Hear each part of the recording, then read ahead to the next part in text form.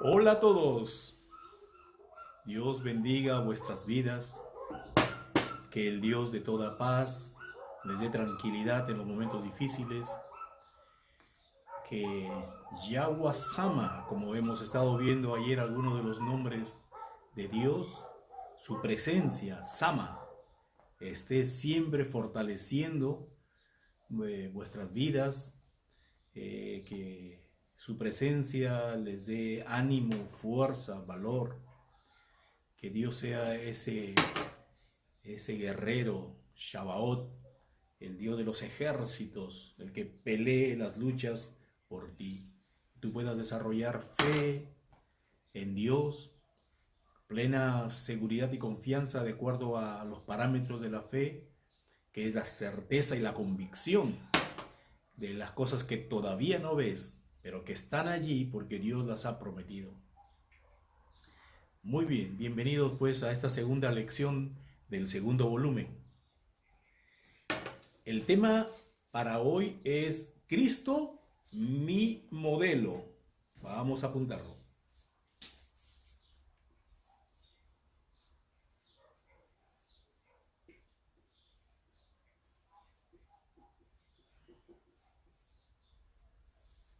Cristo, mi modelo a seguir.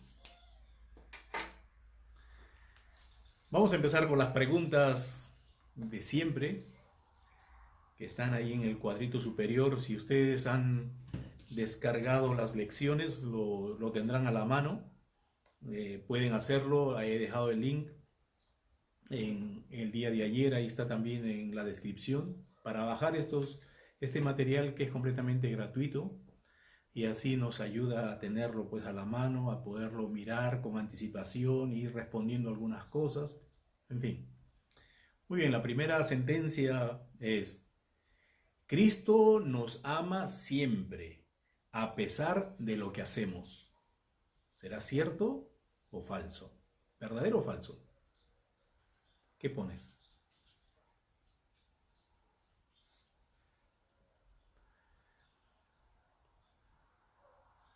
Pues esta es cierto. Vamos a mirar cómo es que Cristo tiene un amor hacia nosotros a pesar de lo que nosotros hagamos. Él mantiene su amor hacia nosotros. Segundo, somos llamados a sacrificarnos para servir a otros. ¿Sí? Somos llamados a sacrificarnos por otros para servir a otros. ¿Qué dices? ¿Verdadero o falso?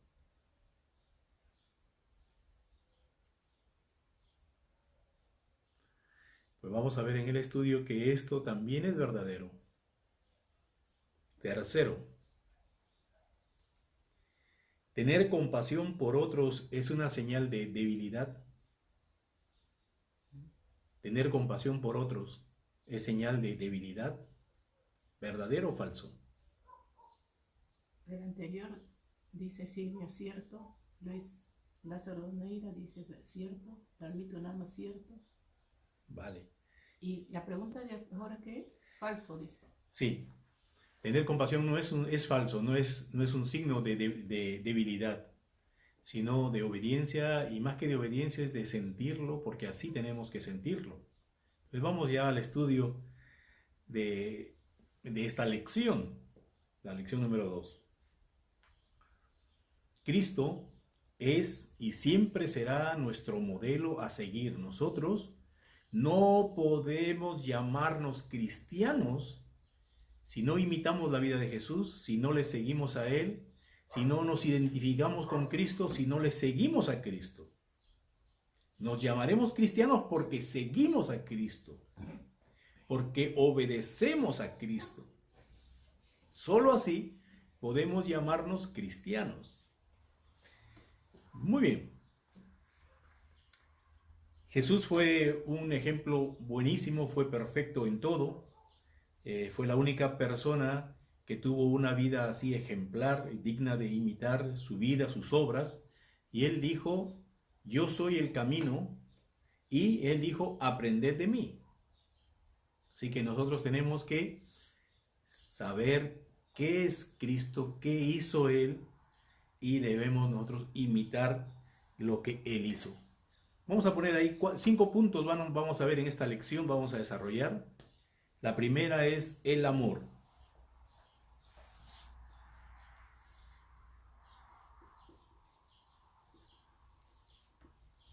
Dos, es su humildad y su servicio.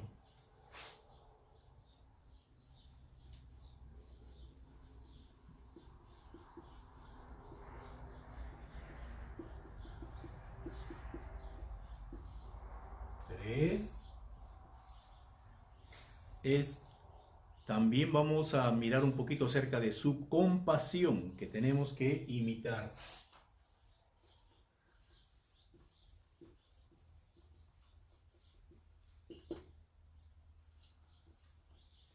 4,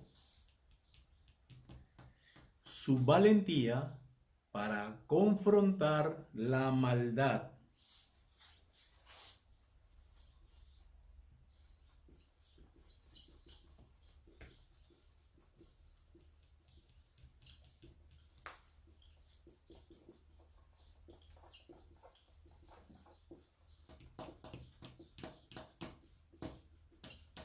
5, muy bien. Y quinto, que vamos a ver ahora, es su ejemplo de una vida de oración.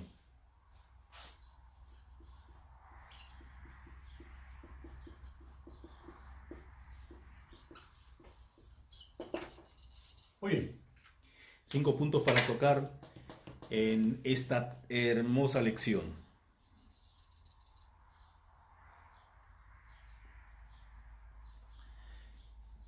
En el libro de Gálatas capítulo 2 y verso 2, Pablo nos hace recordar una verdad. Dice, con Cristo estoy juntamente crucificado. Ya no vivo yo, mas vive Cristo en mí. ¿Quién vive dentro de ti? ¿Quién vive? Cristo. Cristo vive dentro de cada creyente. Y si Cristo vive dentro de ti, ¿cómo debe ser tu vida? Pues debe ser guiada por el que vive dentro de ti. Debe ser como Cristo quiere que la vivas, como Cristo la viviría por ti. Entonces, es como Cristo ha vivido. Él es el mismo. Y entonces Él quiere vivir su vida a través de ti. Eso no significa opacarte, anularte como persona, sino que tú vivas tu vida tomando el ejemplo de Jesús, sobre todo en estos 5 puntos. Hay muchas cosas más que imitar de la vida de Jesús.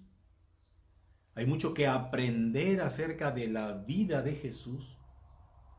Todo lo que Él hizo es muy largo.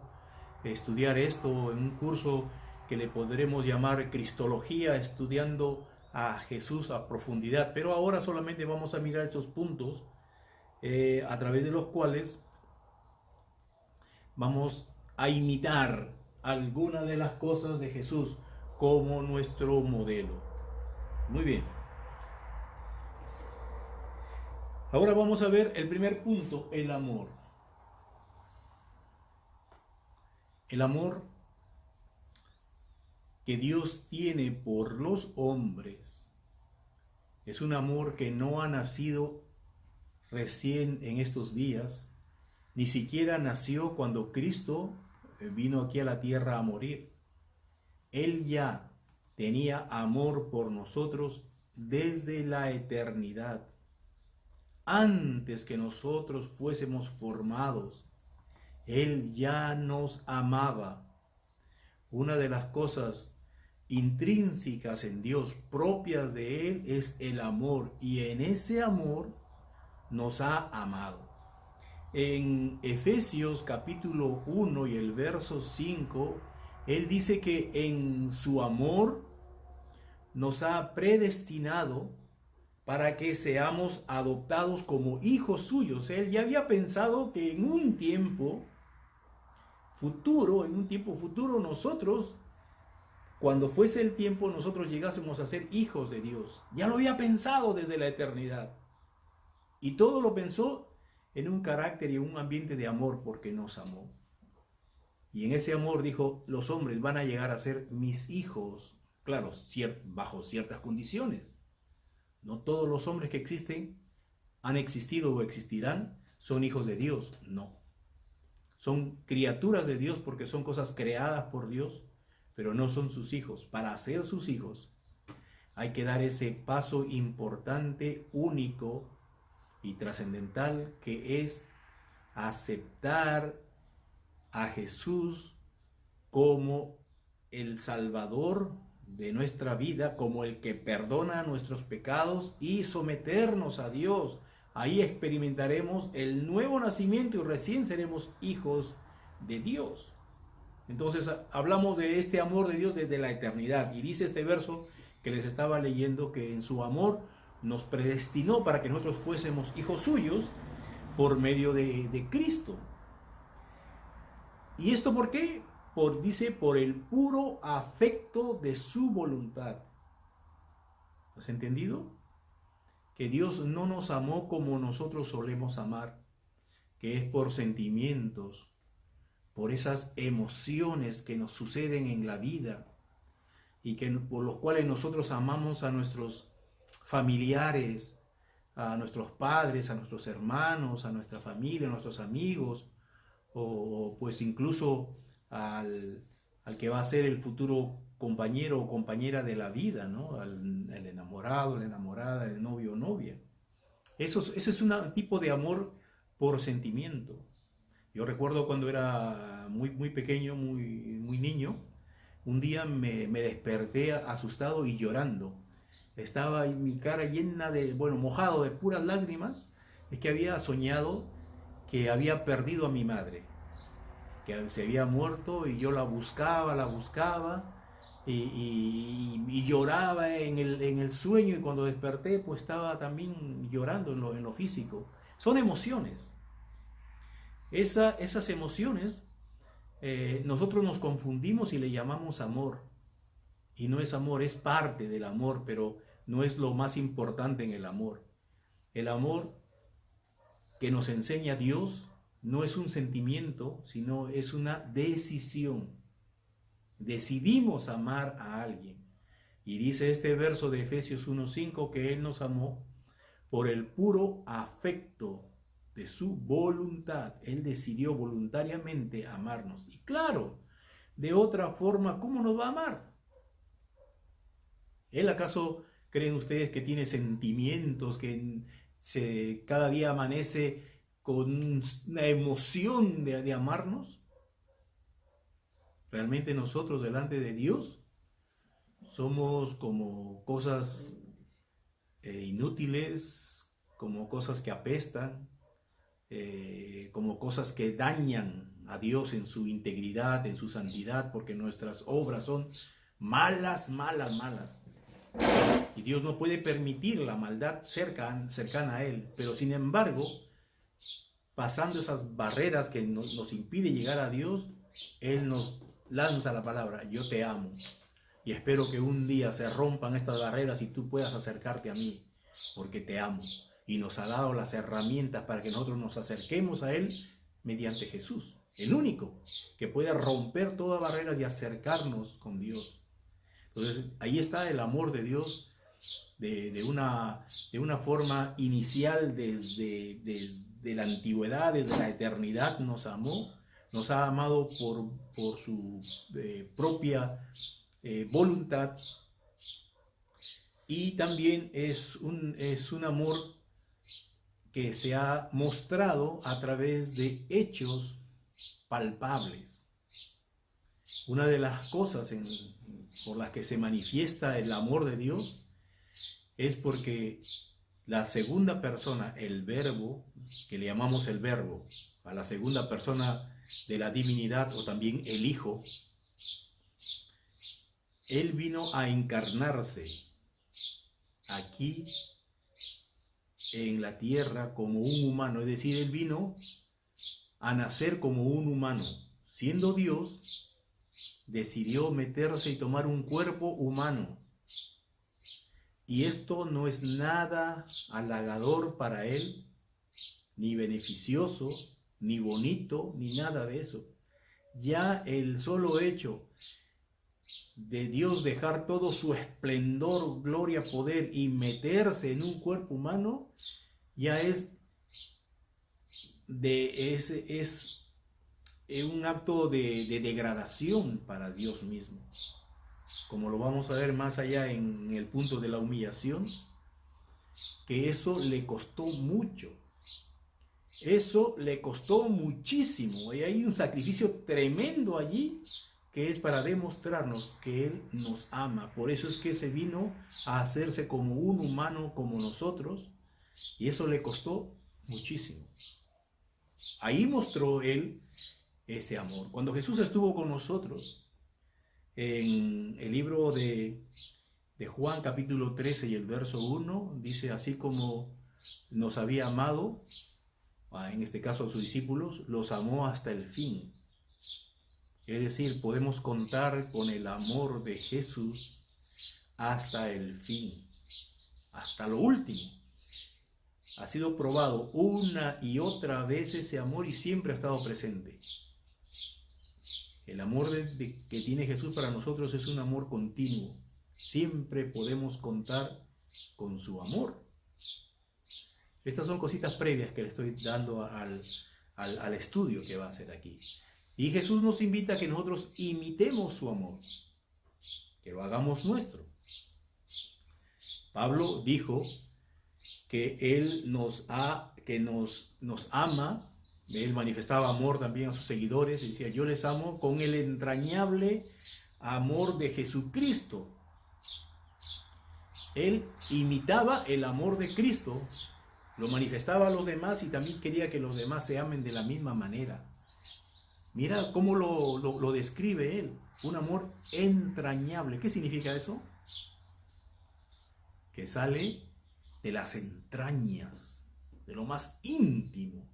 Es un amor fuerte que sale desde nuestro interior.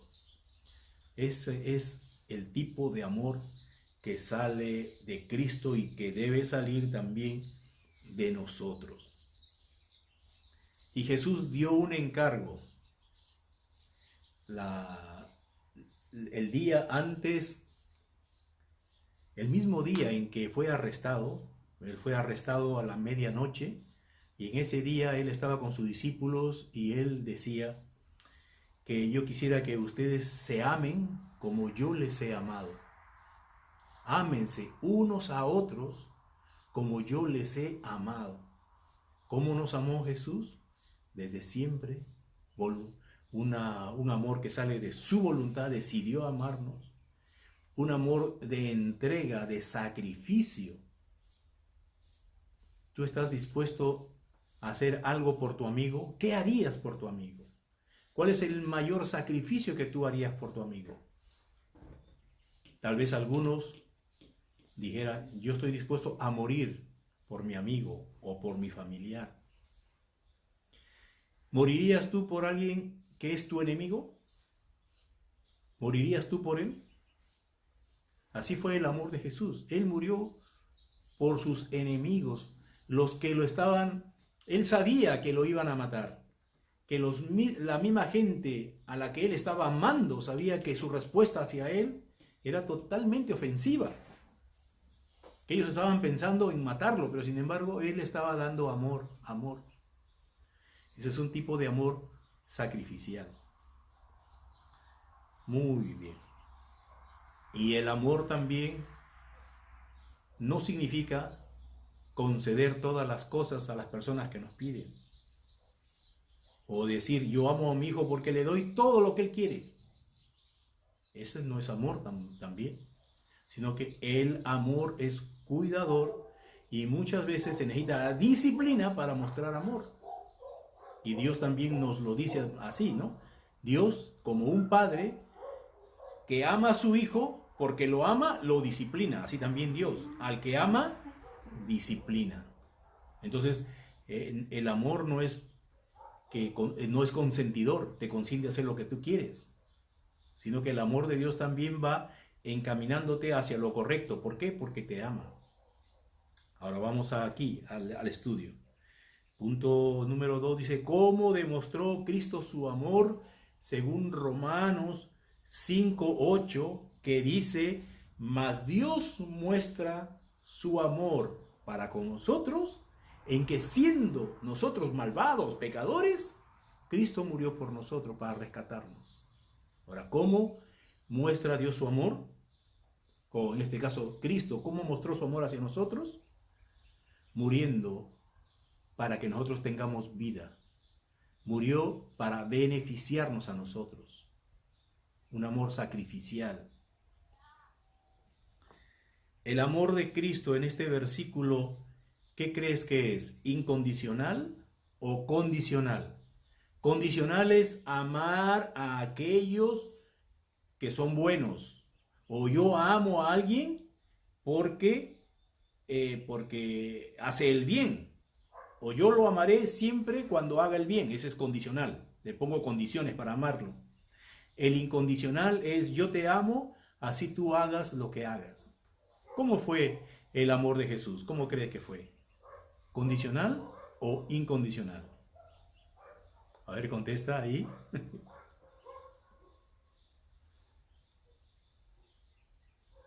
Pues el amor de Cristo ha sido incondicional. Él amó a todos a pesar de cómo eran ellos. Ahora en Juan 15:13, Jesús dice que nadie tiene mayor amor que este, que uno, ¿qué debe hacer por sus amigos? Según el verso dice, nadie tiene mayor amor que este, que uno ponga su vida por sus amigos.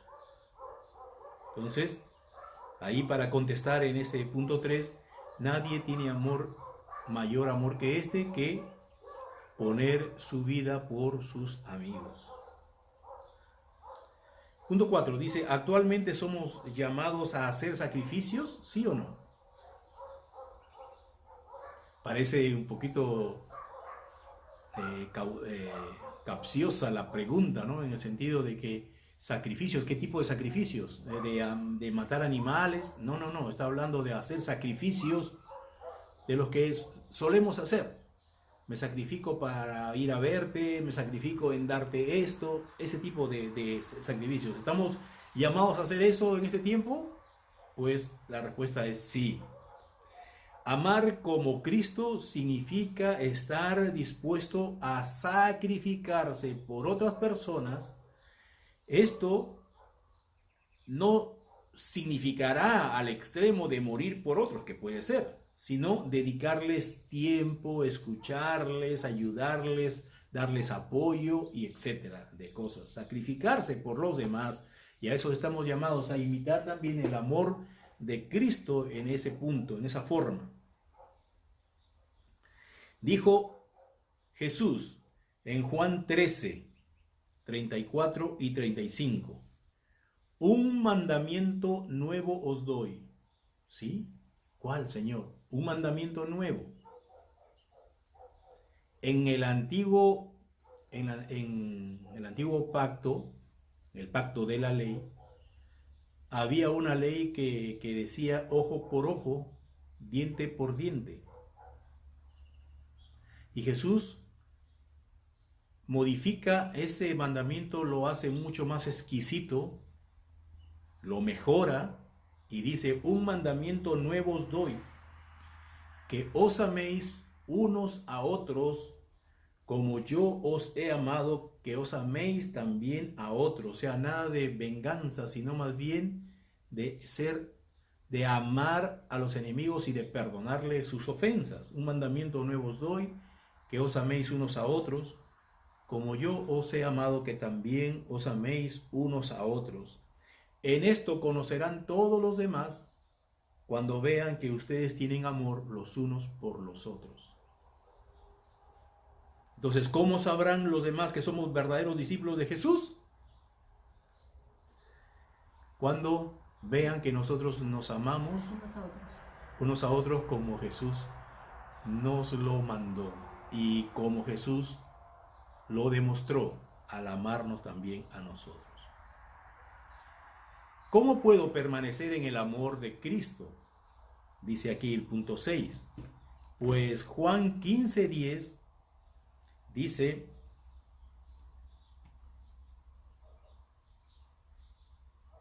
si me amáis, guardad mis mandamientos. Bueno, dice, si guardareis mis mandamientos, permaneceréis en mi amor.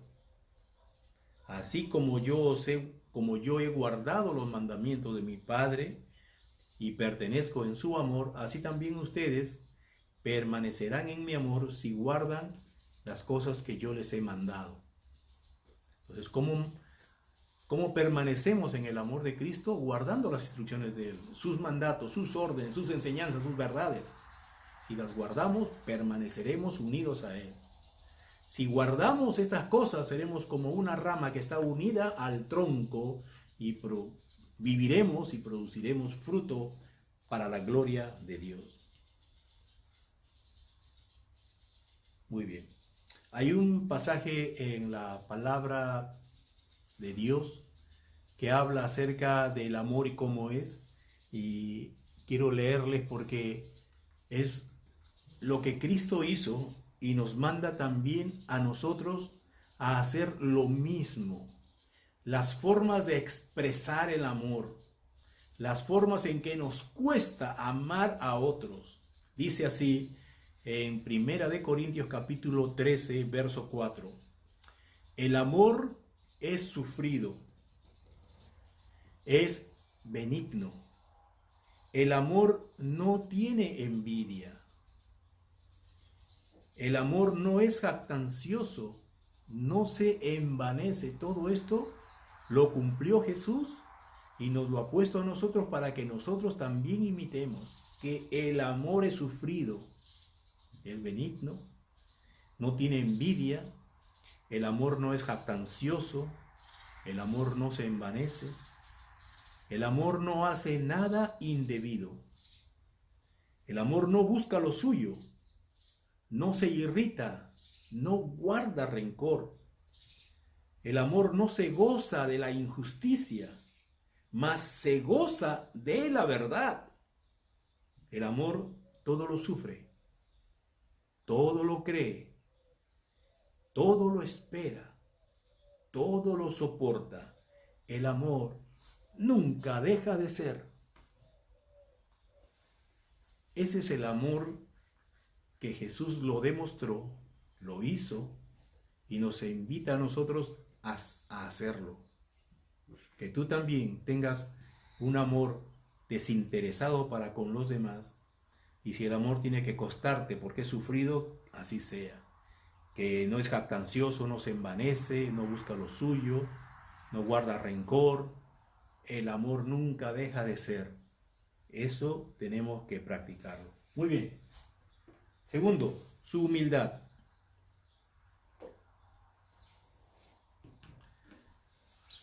Jesús nos demostró su humildad y quiere que nosotros también lo seamos, lo tengamos dentro de nosotros, dentro de nuestro corazón, el humillarnos. Y Él nos da un ejemplo de la siguiente manera.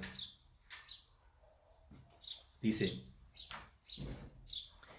en Mateo 11:29, llevad mi yugo sobre vosotros y aprended de mí. ¿Qué cosa tenemos que aprender, Señor, de ti? Que soy manso y humilde de corazón. Esas cosas tenemos que aprender de Él. Su mansedumbre y su humildad. ¿Qué es ser manso? Manso es dejarse guiar. Vamos a hacer la comparación de los animales indomables, los animales salvajes. Un caballo, por ejemplo, lo quieren montar por primera vez y el animal no quiere y trata de tirar al que está encima y salta y hace un montón de cosas para expulsar al parásito que se ha sentado sobre él. Ese es un caballo indómito, que es un salvaje, ¿no? Pero cuando se le llega a amansar a ese animalito, y cuando ya se vuelve manso, uno se sube sobre el animal y lo guía. Está con las cuerdas esas, lo guía por donde uno quiere. El caballo es manso, se deja guiar. Lo mismo quiere hacer Dios contigo, quiere guiarte, que tú seas manso. Él quiere montar sobre ti y dirigir tu vida. Y tú no tienes que ser salvaje para con Dios. Tú debes dejar que Él te guíe, que Él te domine. Y Jesús dijo, aprendan de mí que yo soy manso, me dejo llevar por mi Padre. Y además soy humilde. Y estas cosas tenemos que imitarlas, que tenemos que aprender de Cristo. Ahora el apóstol Pablo nos da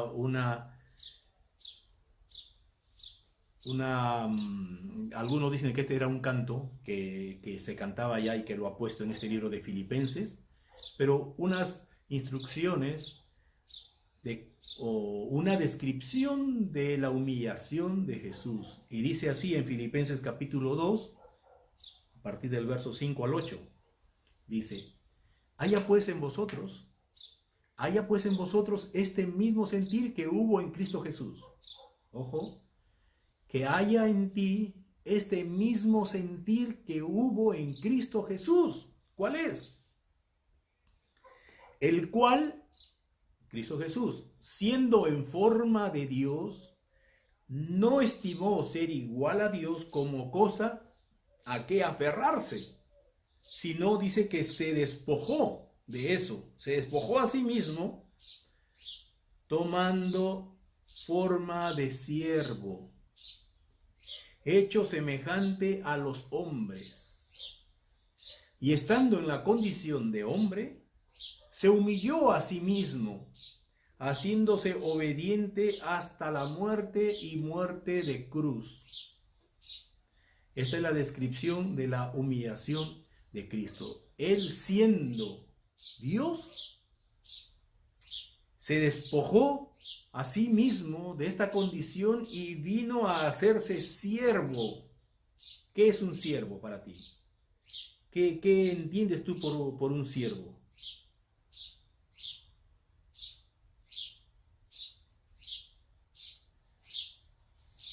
¿Qué entiendes tú por un siervo? A ver, quisiera que me dejes ahí algunas descripciones.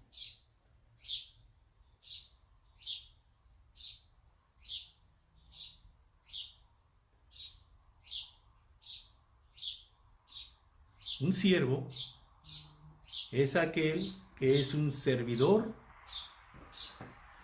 que no tiene derechos, que no tiene horarios, no es como un trabajador cualquiera en una casa donde trabaja sus 8 horas y se va, sino ahí está las 24 horas. A cualquier momento su amo lo llama y tiene que responder.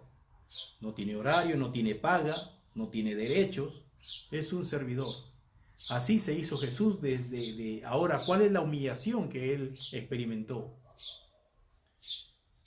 Jesús es la manifestación humana del Hijo de Dios, o del Verbo, como lo describe el Evangelio de Juan en el capítulo 1 y el versículo 1.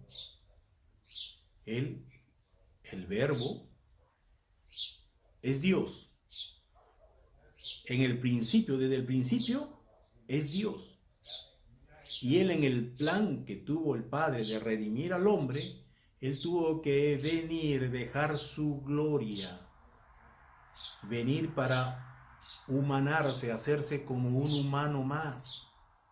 Eso significa, imagínense, de Él estar en todas partes a la misma vez, venir a estar en un cuerpo donde solamente puede estar en un lugar a la vez. Esto ya es quitarle los privilegios, la fuerza, la potencia, la grandeza de Él. Ya ahí hay restricciones a lo que Él es. De estar en el cielo, donde escuchaba alabanzas, cantos y glorias y expresiones de alabanza, para venir, para estar en un cuerpo y recibir insultos y todo tipo de ataques. ¿Es humillación o no?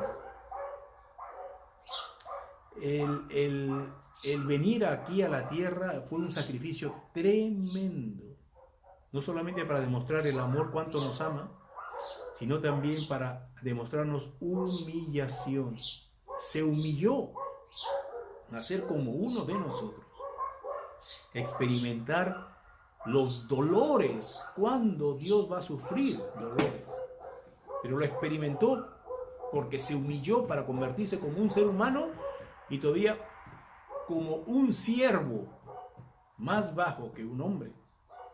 Y en esa condición de humillación, morir de una forma degradante, morir en una cruz solamente, se morían ahí los criminales, los peores criminales eran sentenciados a ser clavados, atravesados sus cuerpos por clavos, suspendidos en un madero, en una cruz. Es terrible. Eso es humillación y Él lo hizo. Lo hizo para mostrarnos pues la humillación que Él recibió para que nosotros también nos humilláramos, nos humillásemos ante los demás, ser humildes ante este o aquello. Cuando nos ofenden, ¿cómo respondió Jesús? Lo que Él nos enseñó es devolver o volverla o dar la otra mejilla. Cuando nos ofenden, cuando nos maldicen, tenemos que bendecir. Por la gente que nos odia, nosotros tenemos que orar por ellos, bendecirlos. Y para eso se necesita mucha humildad. Otra de las cosas que tenemos que hacer, porque Cristo es mi ejemplo a seguir, es mi modelo, la humildad. Humillarme así, de esa forma como Cristo se humilló. Aquí también en los otros versos que no están puestos del 5 al 8, sino del 3 al 4 de Filipenses 2, dice: nada hagas por contienda, nada hagas por vanagloria, sino antes bien haz todas las cosas con humildad, estimando a los demás como superiores a ti mismo. Y eso nos cuesta, claro que nos cuesta. Tenemos que estimar a los demás como superiores a nosotros mismos. Y no tengo que mirar yo por mis propias cosas, sino tengo que mirar también por las cosas de los demás. Tengo que preocuparme no solamente por mí, sino por los demás. Y para eso se necesita ser humilde, humillación. Lucas 6:31 dice, Jesús dijo: así como queréis que los hombres hagan contigo, tú también hazlo con ellos, para con ellos. Como queréis que hagan los hombres con vosotros, así también haced vosotros con ellos. Lo que tú quieras que hagan contigo, hazlo con los demás. ¿Qué necesitas? Ser humilde para poder hacerlo. Pero lo haces porque estás siguiendo una obediencia. Jesús dijo: sed como yo, sed imitadores de mí, dijo Pablo, como yo soy de Cristo. Así que al final de cuentas tenemos que imitar a Cristo. Muy bien. Tercer punto, la compasión. La compasión es lo que sentimos nosotros por personas que están necesitadas. No somos ajenos al dolor, a las necesidades de los otros. Al menos no debemos ser así. Jesús, en una oportunidad, estando frente a la multitud, a la gente, a un montón de gente que le seguía, porque pues siempre esperaban los favores de Jesús, que les sanase, ¿no? Lo buscaban porque buscaban que Él les sane de sus enfermedades. Y dice en Mateo 9, verso 35, recorría Jesús todas las aldeas y todas las ciudades, enseñando en las sinagogas de ellos, y así predicaba el evangelio del reino, y además sanaba todas las enfermedades y todas las dolencias del pueblo. Y como veía mucha gente que venía a él, dice en el verso 36, al ver él las multitudes, tuvo compasión de ellas. ¿Por qué? Porque las veía desamparadas. ¿Quién los va a cuidar? No hay nadie que los cuide, que los proteja, que los bendiga, que los sane. Vio las multitudes allí como desamparadas y dispersas, como ovejas que no tienen pastor. El pastor junta su rebaño, los tiene todas juntas para cuidarlas. Pero aquí veía a la gente cada uno por su camino, los veía como ovejas dispersas que no tienen pastor. Cada quien haciendo lo que quiere, perdiéndose, exponiéndose al peligro, sin que haya alguien que los cuide. Todo eso despertó en Jesús compasión por las personas. Esa compasión también tenemos que sentirla nosotros. Tenemos que imitar a Jesús en esa compasión que Él mostró por las personas. ¿Cómo tú ves a los demás? ¿Cómo ves a los demás, a las demás personas que están a tu alrededor? ¿Los ves con compasión o con desprecio? Aunque la palabra suena feo, mejor voy a decir los ves ignorándolos, porque es más fácil decir, sí, mejor los ignoro. Me preocupo por mí, por los míos, trabajo, cuido, me esfuerzo por los míos y por los demás los ignoro. Es como decir, los desprecio. Eso es no mostrar compasión. Compasión es mirar cómo están esas personas, qué necesidades tienen y sentir el deseo de ayudarles. No porque se lo merecen, sino porque tú tienes compasión de esas personas. Es lo que Cristo hacía. En cierta oportunidad, trajeron a Jesús a una mujer que había sido sorprendida en un acto de adulterio. Y la gente lo trajeron y apelaban a una ley, a la ley de Moisés, que era muy conocida. Todos conocían eso, Jesús también lo conocía, que era cualquier mujer que era sorprendida en el adulterio, tenía que ser puesta delante y los hombres lo rodeaban, cada uno con piedras, y la mataban. Ese era el castigo para los adúlteros. Así que trajeron a esta mujer delante de Jesús para que Jesús dé la orden de que la apedrearan, que la mataran, porque culpable era. ¿Y qué cosa dijo Jesús? Vamos a leer esto, que está en Juan capítulo 8.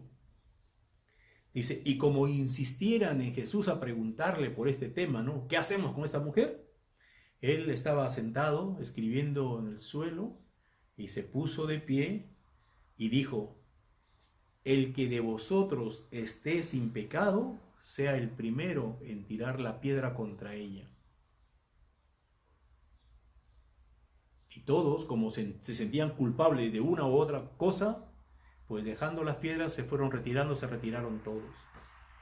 Al final se quedó Jesús con la mujer, el único que podía apedrearla, porque sí, Jesús era una persona recta y cumplidora de la ley, y Jesús estaba en todo su derecho de matar a esa mujer a piedras, a pedradas. Sin embargo, Jesús, ¿qué le dice? Le dice, Jesús otra vez, no viendo a nadie, porque él se volvió a sentar a escribir, y cuando se enderezó no vio a nadie, todos se habían ido, solamente la mujer estaba ahí. Enderezándose Jesús y no viendo a nadie sino a la mujer, le dijo, mujer, ¿dónde están los que te acusaban?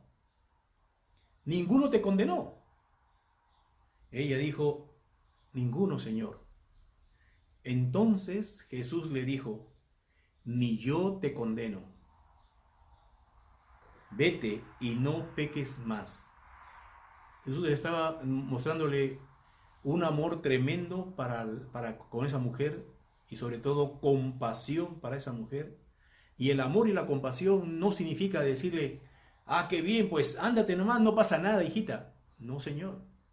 Esta era una mujer que había pecado y Jesús no la culpó para matarla, pero tampoco se quedó sin que Jesús le señalara el mal que había hecho. Así que Jesús le dijo, yo tampoco te condeno, pero vete y no peques más.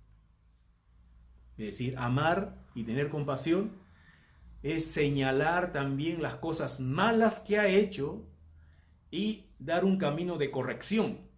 Anda y no peques más, ya sabes, no te voy a matar, tengo todo el derecho, pero tengo compasión y amor contigo, pero ya no peques más.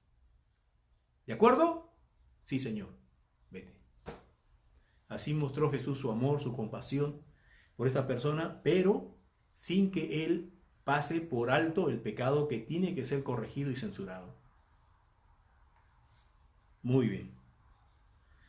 La pregunta que está aquí es, ¿tener compasión hacia los pecadores significa encubrir su mal comportamiento? ¿Sí o no?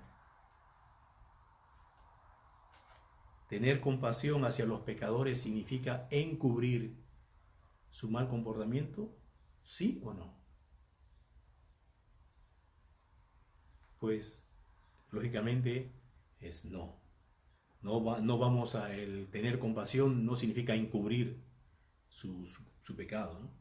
Aunque Jesús tuvo compasión de esa mujer, también la exhortó para no pecar más.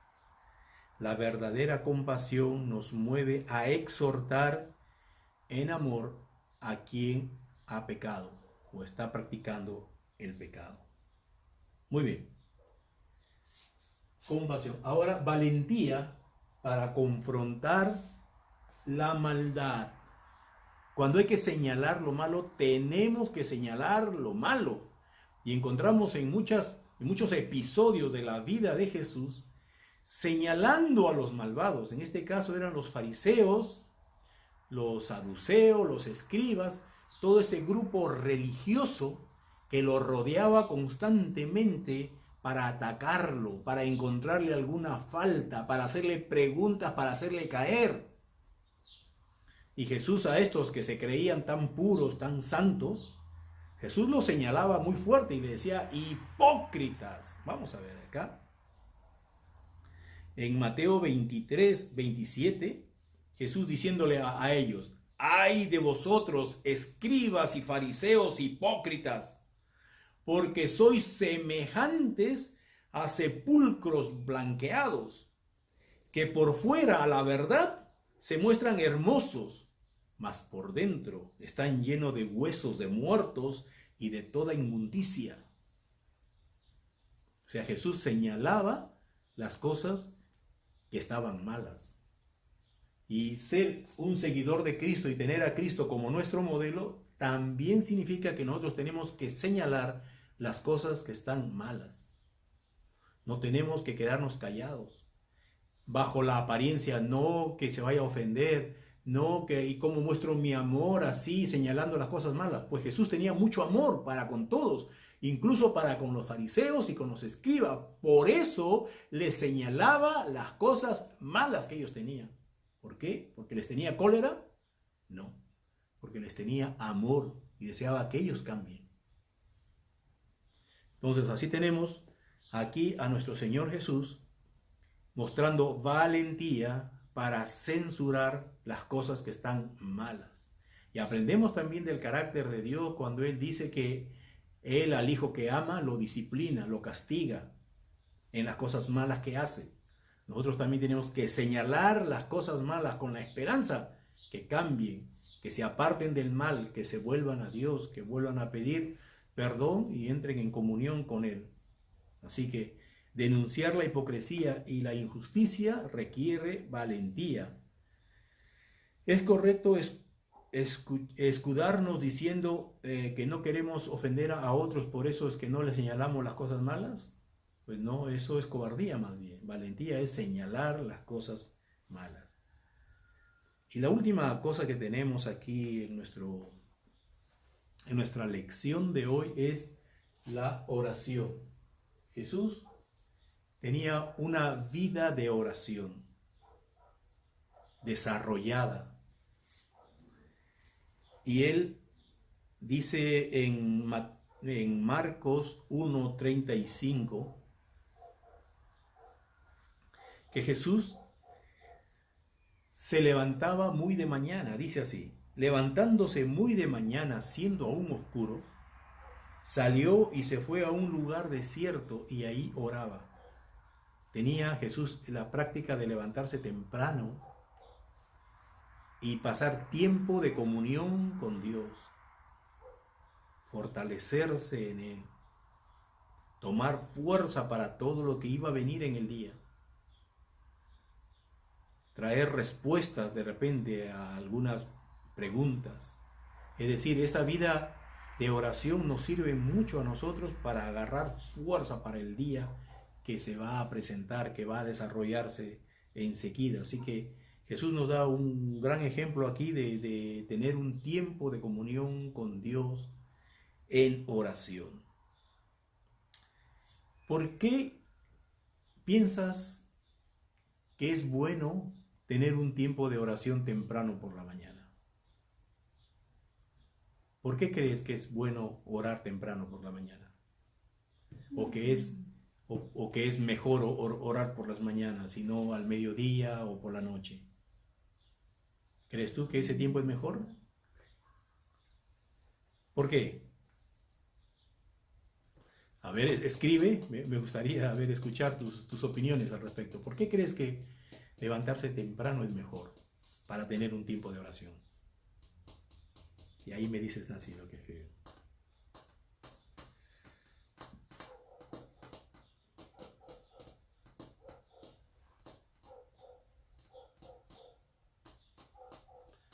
Sí, una de las respuestas es porque hay más quietud, más tranquilidad. Todos duermen y tú estás despierto ahí orando. Silvia dice, mire. Ahí estás, por la mañana hay más quietud, menos bulla. La gente todavía no sale a caminar por las calles, ni a silbar, ni a conversar, ni el tráfico también está disminuido. Tienes más quietud. Me levanto a las 6. Para orar a Dios y pasar un tiempo tranquilo con Él. Entonces, ¿por qué hay más quietud? ¿Por qué más? Porque hay más tiempo. Porque en el resto del día estás agitado, ya estás comprometido con esto, haciendo aquello, y pues ya te organizas en el día, ¿no? Y ya para sacar un tiempo como que va a chocar con las otras actividades, va a impedirte, pero temprano tienes tiempo. ¿Qué más? Porque temprano estamos antes que sucedan las cosas en el día. Temprano nos podemos anticipar a muchas cosas.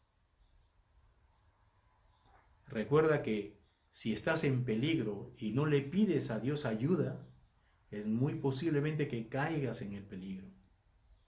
Pero si tú te anticipas y oras, Señor, guárdame, guárdame, tú vas a ver respuesta de Dios guardándote de esas cosas.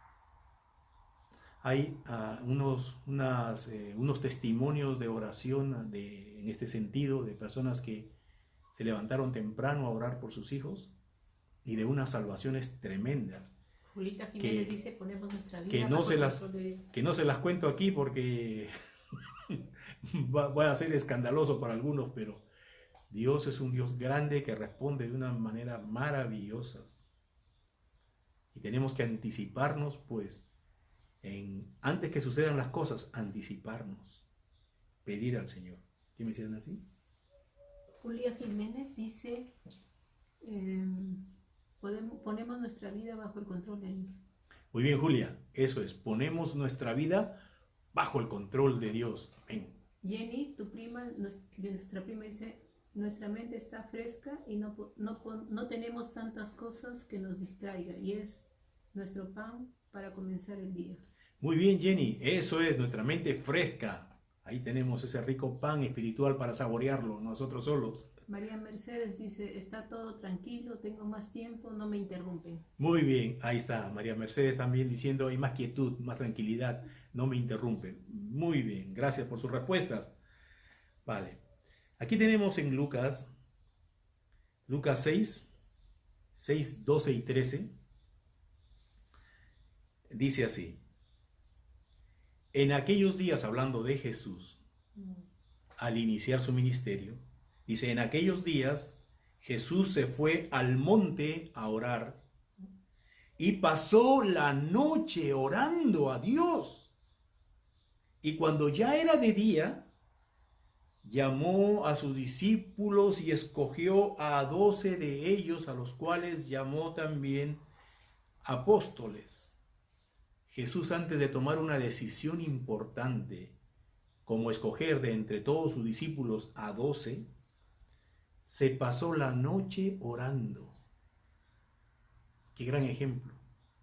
Orando, Señor, para que le dé sabiduría, para ver a quiénes tenía que escoger. Bueno, sabemos que de los 12 uno salió mal, pero ya Jesús cumplió su parte, que era el pedir a Dios dirección y que Dios lo iba a guiar. Y al final de cuentas todo fue para los propósitos de su ministerio aquí en la tierra. Así que algunas veces las cosas que nos van mal es para nuestro bien al final. De ahí aprendemos, de las caídas, de los errores, aprendemos y Dios a través de eso también nos prepara para posibles golpes más fuertes en el futuro. Los que aman a Dios, los que están en su propósito, todas las cosas, por más malas que parezcan, nos ayudan a bien. Esta es la seguridad, la confianza que tenemos en el Señor. Entonces aquí tenemos un punto más que imitar.